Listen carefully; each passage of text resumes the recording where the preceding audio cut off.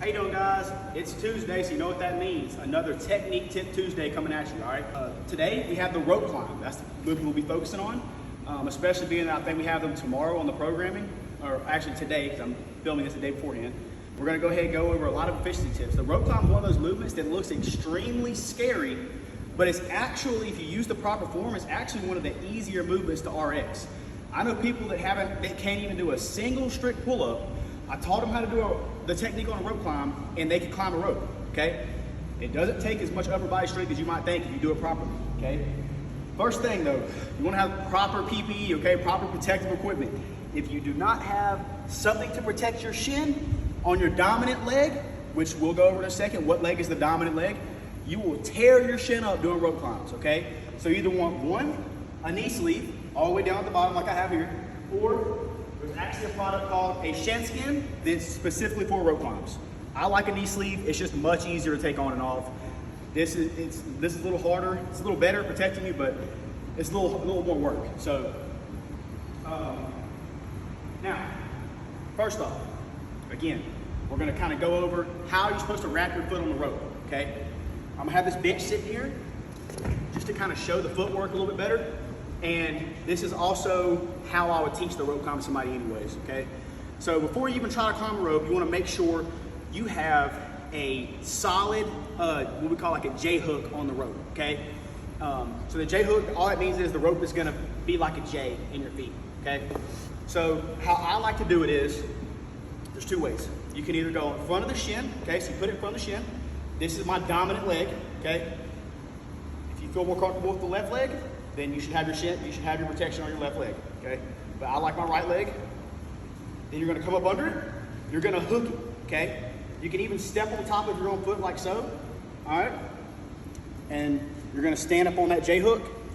Now, whenever you stand on top of the rope, you want to pull with your upper body as you stand. So you wanna let your lower body help your upper body, okay? So I didn't really use much strength just now to pull myself up. I stood up and that helped, that assisted my arms, okay? Now I'm gonna show you how I like to grip the rope. I like going behind the calf, okay? If you've been climbing the rope this way, it might feel a little bit weird, but I like behind the calf because my body weight is more centered on top of the rope, okay? So I hook the rope like this, I come behind the calf, all right? And I stand. Now, if you can't hold on to the rope with one arm, it's probably not a super solid J hook. If you're slipping through, it's not a solid J hook. Well, another thing, whenever you're climbing the rope, you actually don't have to jump to start your rope climb, okay? I found personally, I'm only 5'9", and I found that I can get up to the top of the rope, a 15-foot rope, in 2 pulls, even standing flat-footed. And what I found is that it conserves energy. Because yeah, I have to bring my knees a little bit higher, which I'll show in a second, but I don't have to jump. And then on my first pull, I'm not hanging from the rope and then establishing my first pull, okay? So my first pull was established flat-footed. I'm not having to support my weight, okay? So I'm gonna show you.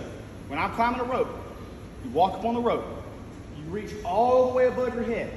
You stack your hands directly on top of each other, okay? You bring your knees all the way up to your chest. You clamp the rope as tall as possible, okay? Then you stand while you pull, okay? You reach as tall as possible again. Notice I'm stretched out. You lift your knees up again. You clamp, you stand, and I'm at 15 feet in 2 pulls. The second most important part of the rope climb is the descent, okay? So, as I showed you, with this behind the calf J hook technique, I'm centered on the rope. Look, I can let go of the rope. I don't recommend this for beginners, but I'm so centered on the rope that I can let go of it. Okay, you know what that means? I can descend the rope with no arms, okay? The way down is pretty much probably more important than the way up. If you come down the rope, hand over hand all stiff, you're gonna be worn out after one rope climb. So you wanna learn how, on the way down, to relax, slide down the rope. Now, ways to scale a rope climb, okay? When you're doing rope climbs, first off, you don't have to climb all the way up to the top. You can do one pull and come back down. Climbing 15 feet into the air is scary. I know, okay? When I first started CrossFit, I was scared to do it. You get to where you can get a solid J hook, okay? First step, can I support my body weight on a J hook?